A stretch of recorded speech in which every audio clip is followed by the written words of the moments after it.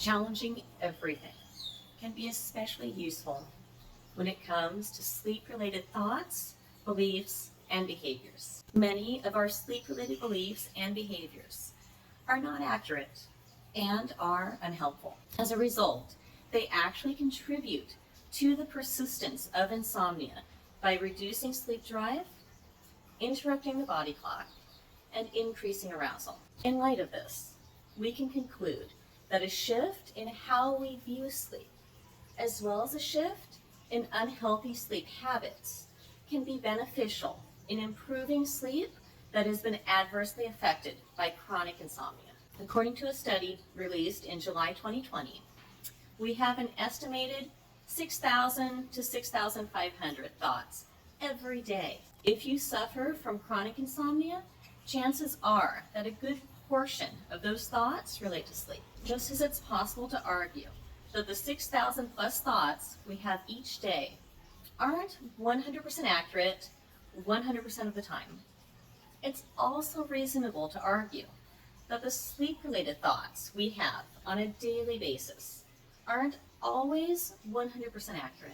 It would take a huge amount of mental effort to analyze all the ideas that pop into our heads every day. So we don't even think about them, or they usually just pop out and go away. But if the thought makes us feel an emotional response, it might last longer. Unfortunately, for people experiencing chronic insomnia, this random sleep-related thoughts can cause a lot of stress and anxiety, even if they're untrue. Since it's difficult for the brain to analyze every single thought that comes into our minds during the day and night, it's easy to accept these things as facts, believing that they're 100% true all the time. This in turn increases arousal, and arousal is what causes insomnia. With this in mind, it can be beneficial to test or challenge any sleep-related thoughts, especially if they cause fear or anxiety. One of the most common things people with insomnia think about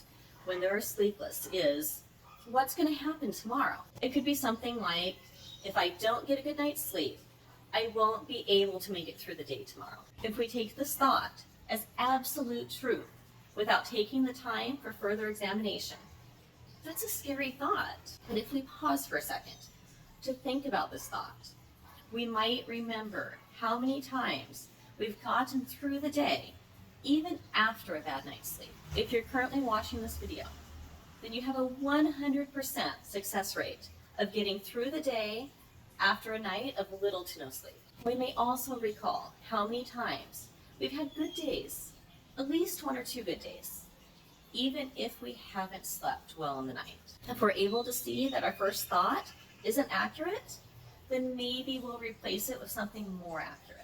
In this example, the more accurate thought would be, if I don't fall asleep, then the next day might be a bit more challenging. But I know from personal experience that I always make it through the day. And sometimes I have a good day, or even some good moments. When comparing these two slightly different thoughts, I think that our emotional response to each will be very different.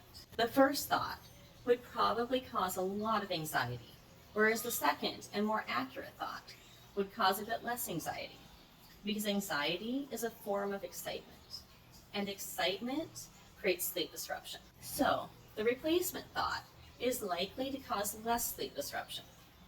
It can be helpful to give ourselves the opportunity to challenge beliefs and the subsequent behaviors that tend to generate more worry and anxiety. For example, one belief might be, I won't be able to work out tomorrow if I don't get any sleep. Since we don't exercise, we ensure that a bad night's sleep has an adverse result.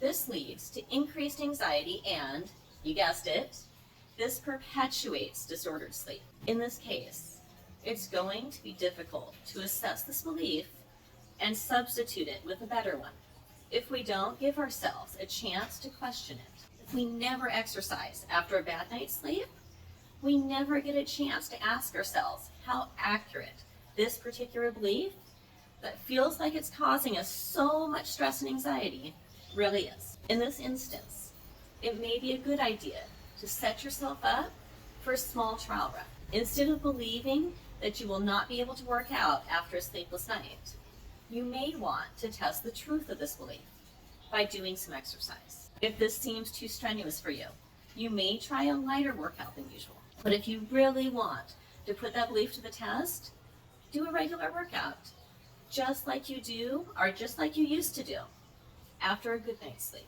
You'll be amazed at how much you can do and how little sleep actually impacts your day-to-day life. Finally, it's a good idea to challenge all sleep-related behaviors.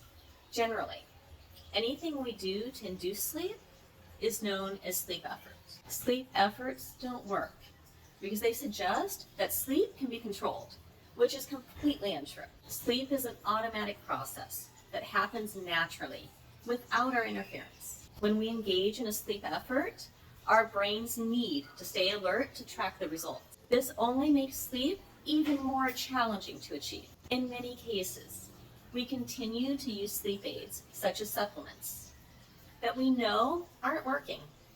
For instance, if you're taking sleep aids, but you're still having trouble sleeping, that implies they're not working effectively. If you're currently doing a ton of rituals before bed, but you're still having trouble sleeping, this means they're not working. If you make changes to your schedule for sleep, but still have trouble sleeping, it means that these changes aren't working. If something isn't working for you, why bother? Letting go of all the sleep work can be so freeing, and it helps you to see that each time you fall asleep, you were asleep because of your natural sleep capacity, which is great for sleep self-esteem. As sleep-related thoughts and behaviors lead to sleep disruption, identifying, evaluating, challenging, and modulating sleep-related thoughts and behaviors can be beneficial in reducing arousal, increasing sleep drive, strengthening the circadian rhythm, and setting the conditions for sleep. If you found this video helpful, please like, comment, and subscribe. You can also follow me on TikTok and Instagram,